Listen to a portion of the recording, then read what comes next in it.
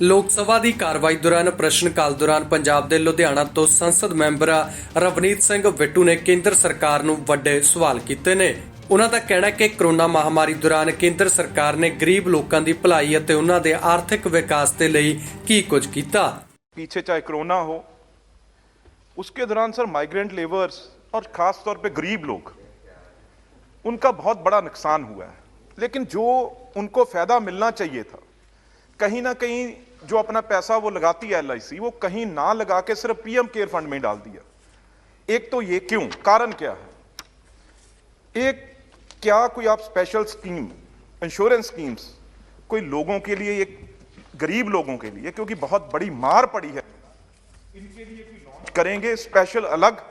क्योंकि तीसरी बात, क्योंकि बहुत बड़े रीजन हुए हैं जिसकी द्वारा ये पेमेंट्स नहीं कर पाए। बहुत लोगों की जो किस्तें वो टूटी हैं इस दौरान, क्योंकि कोई कमाई नहीं थी, पैसा नहीं था। तो उनके लिए आप दोबारा एग्जम्पशन देने की कोई ना कोई सोच रहे हैं कि केवल PM केयर फंड के लिए सोच रहे हैं भी सबका पैसा उसमें ही जाए, बाकी किसी को ना मिले। मैं समझता हूं पॉलिटिकल आंसर ना देके जरूर सरकार का मंत्री होते आंसर दे। आप पॉलिटिकल पूछोगे तो पॉलिटिकल जवाब मिलेगा माननीय सदस्य। थैंक यू स्पीकर साहब। ਸੰਸਦ ਮੈਂਬਰ ਰਵਨੀਤ ਸਿੰਘ ਬਿੱਟੂ ਦੇ ਸਵਾਲਾਂ ਦਾ अनुराग ठाकर ने जवाब ਦਿੱਤਾ। केवल किसी के द्वारा दी गई पर्ची से प्रश्न पूछने का प्रयास ना करें। पर्चियों से ना कोई पास होता है, ना यहाँ पे किसी को घेर पाता है। क्योंकि एक सवाल मैंने भी उनसे एक बार पूछा था जब वो राष्ट्रपति भाषण के समय बोल रहे थे कि किस क्लॉज में क्या लिखा है, तब तो वो उत्तर दे नहीं पाए, लेकिन मैं इसका उत्तर जरूर दूंगा।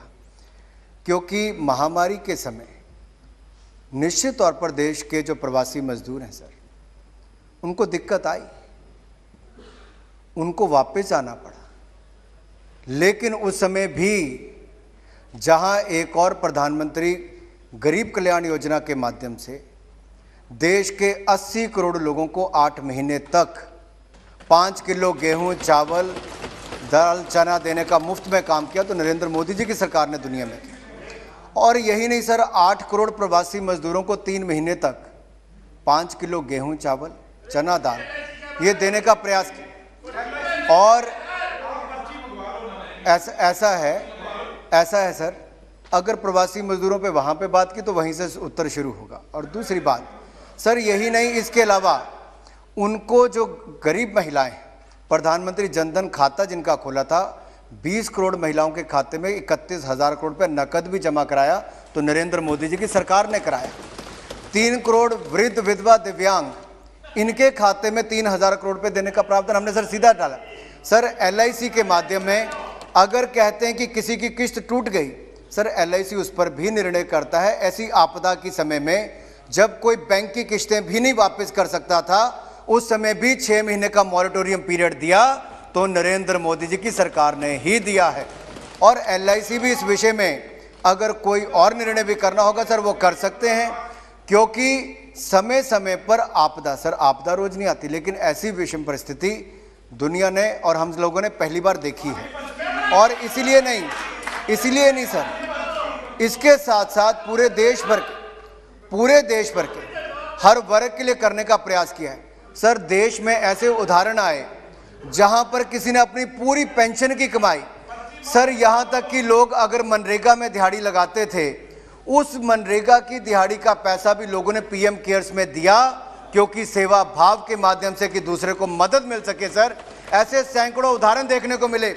लेकिन एक परिवार सर इस देश में ऐसा भी है जिन्होंने राजीव गांधी फाउंडेशन बनाकर केवल अपने परिवार का, अपने उसका खाते भरने का, और सर यही नहीं सर, अगर आपको याद होगा इसी सदन में सर, मैं आपके माध्यम से एक बार फिर याद करवाना चाहता हूं, इसी सदन में इस पे चर्चा हुई थी कि राजीव गांधी फाउंडेशन के माध्यम से इन लोगों ने प्रधानमंत्री नेशनल रिलीफ फंड को, उसको भी प्राथमिकता नहीं दी। वर्षों तक राजीव गांधी फाउंडेशन को भरने का काम किया, तो इस पार्टी ने किया। ये देखिए, ये देश के लिए। और सर यही है, जब इनको चुभता है, इनको इसीलिए चुभता है क्योंकि अब इनका खाता बंद हो गया है। राजीव गांधी फाउंडेशन में तो चाइना से भी पैसे लेने का काम किया सर। इससे बड़ा दुर्भाग्य देश का क्या होगा सर। ये इन लोगों को सुनना पड़ेगा सर। सर अब इनको दिक्कत आएगी इसमें, ये इसलिए सुनना पड़ेगा सर क्योंकि राजीव गांधी फाउंडेशन से नीचे अलग अलग इतने खाते खोल दिए गए कि एक परिवार ने पूरे देश की अलग अलग कंपनियों से, पीएसयू से पैसा लेकर केवल अपनी फाउंडेशन में भरने का काम किया। इसलिए माथे पर हाथ रखकर कुछ लोग बैठे हैं। ਸ਼੍ਰੀ ਅਨੰਦਪੁਰ ਸਾਹਿਬ ਤੋਂ ਸੰਸਦ ਮੈਂਬਰ ਮਨੀਸ਼ ਤਿਵਾੜੀ ਨੇ ਕੇਂਦਰ ਸਰਕਾਰ ਤੋਂ ਲੋਕਾਂ ਦੇ ਇੰਸ਼ੋਰੈਂਸ ਦੇ ਬਾਰੇ ਕੀਤੇ ਪ੍ਰਬੰਧਾਂ ਦਾ ਵੇਰਵਾ ਮੰਗਿਆ। अध्यक्ष महोदय, 2008 में जब पूरे विश्व में आर्थिक महामंदी आई थी तो बहुत सारे लोगों ने जो अपनी जमा पूंजी थी वो निजी बैंकों से निकालकर जो सार्वजनिक क्षेत्र के बैंक थे उनमें जमा कराई थी। आज भी जो देश की आर्थिक परिस्थिति है वो कुछ ठीक नहीं है। मैं माननीय मंत्री जी से ये जानना चाहता हूँ कि जो LIC का डिसइन्वेस्टमेंट करने जा रहे हैं, उस डिसइन्वेस्टमेंट करने से पहले जो 21 करोड़ से ज़्यादा LIC के पॉलिसी होल्डर्स हैं, क्या सरकार ने इस बारे में उनकी राय जानने की कोशिश की है? और अध्यक्ष जी, आपकी अनुमति से एक छोटा सा सवाल मैं और जोड़ना चाहता हूं कि क्या इस डिसइन्वेस्टमेंट से पहले जो LIC की वैल्यूएशन की प्रक्रिया है वो किसी निष्कर्ष पर पहुंची है? और क्या सरकार सदन को यह बता सकती है कि LIC की क्या वैल्यूएशन सरकार के हिसाब से आज की तारीख में है? ਸੰਸਦ ਮੈਂਬਰ ਮਨੀਸ਼ ਤਿਵਾੜੀ ਦੇ ਸਵਾਲਾਂ ਦਾ ਅਨੁਰਾਗ ठाकुर ने जवाब ਦਿੱਤਾ। पहले तो माननीय सांसद महोदय ने कहा है कि वित्तीय स्थिति ठीक नहीं है। मैं स्पष्ट कर दूं, दुनिया भर में अगर अलग अलग एजेंसीज ने भारत के बारे में ये कहा है कि तेज़ी के साथ रिकवरी भारत ने की है और अगले वित्तीय वर्ष में भी अगर डबल डिजिट ग्रोथ किसी देश की होने वाली तो भारत की होने वाली है। और मैं ये भी इनको याद करवा दूं कि 2014 में $290 बिलियन फॉरेक्स रिजर्व था, जो बढ़कर आज $590 बिलियन से ज़्यादा हुए हैं। सर 70 साल में $290 बिलियन हुए और पिछले 7 वर्षों में $300 बिलियन उसमें और जुड़े हैं। जहाँ तक LIC की बात आती है, 21 करोड़ पॉलिसी धारकों के लिए सर क्या कहा सरकार ने? ज़्यादा पारदर्शिता आए और ज़्यादा जवाबदेही भी हो, ज़्यादा उसका साइज़ बढ़े, ज़्यादा उसकी वैल्यूएशन भी हो। इससे लाभ क्या होने वाला है सर? सर इसमें जो खाता धारक हैं उनको भी और आम जनता को भी निवेश करने का अवसर भी मिलेगा। LIC का और साइज़ भी बढ़ेगा। आज की डेट में भी सर मार्केट शेयर जो LIC का है 66.22% है सर, और कुल मिलाकर 1,14,451 लोग इसमें काम करते हैं सर। और सरप्लस जो पिछले साल का था वो भी 53,954 करोड़ है। अब एक प्रक्रिया सर शुरू हुई है IPO लाने की। उसके लिए अलग अलग एजेंसीज को मनोनीत किया जाता है, वो अपना काम करती हैं। उसके बाद सर इसको मार्केट में ले जाने का काम किया जाता है, और जब उचित समय आएगा, जब इसका IPO लाने का, उस समय मार्केट शेयर कितना है उसके ऊपर जानकारी दी जा सकती है। अभी बहुत जल्दी है सर उसको बताने की। मेरे पुराने मित्र भी और सीनियर सदस्य भी हैं, और इस सदन में सब लोग जनता के द्वारा चुनकर आते हैं। कोई बुलडोज ना होता है ना कोई करता है। मैं तो आपके प्रति जवाबदेह हूँ। आपने प्रश्न खड़ा किया है, मैं उसका उत्तर दे रहा हूँ। और आपको ये भी कहना चाहूँगा कि LIC का कोई निजीकरण नहीं किया जा रहा सर, IPO लाने की बात की जा रही है। मार्केट में उसकी वैल्यू और बढ़े, ज़्यादा लोग उसमें निवेश कर सकें, उसकी वैल्यूएशन हो सर।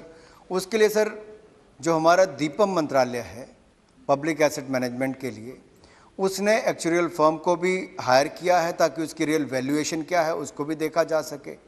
IPO में कितने परसेंट इस शेयर होल्डिंग को रखा जाएगा, कितना परसेंट किया जाएगा, वो एक अलग बात है सर।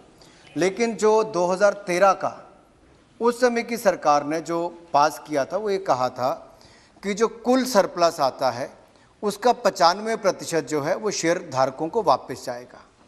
जो वापस 5% है सर, उसका हिस्सा जो है वो केंद्र सरकार के पास आता है। अनुराग ठाकुर ने कांग्रेस ते वड्डी रकम अपने खात्यां 'च जमा करवाउण दा भी इल्जाम लाया। 2017-18 में सर टोटल सरप्लस जो था वो 48,436 करोड़ था। इसमें से पॉलिसी शेयर होल्डर्स के लिए कितना पैसा गया? 46,014 करोड़ और केंद्र सरकार को 2,421 करोड़ आया। इसी तरह से सर इस साल 19-20 में जो पिछले साल 53,954 करोड़ रुपया टोटल सरप्लस था, उसमें से 51,257 करोड़ रुपया जो है ये शेयर धारकों को, पॉलिसी होल्डर्स को गया, पॉलिसी होल्डर्स को सर, और जो वापस सरप्लस था वो केंद्र सरकार को आया है 2,697। सर इसमें से ना किसी की नौकरी जा रही है, बल्कि LIC की मार्केट कैप बढ़ेगी, उसमें इन्वेस्टमेंट ज़्यादा आएंगी। कुल मिलाकर LIC और देश दोनों को ही इसमें लाभ और खाताधारकों को लाभ मिलने वाला है। साडा हर एक प्रोग्राम देखण ते साडे नाल जुड़न लई सबसक्राइब करो चैनल पंजाबी ते नोटिफिकेशन लई बेल आइकन वाले बटन ते क्लिक करो।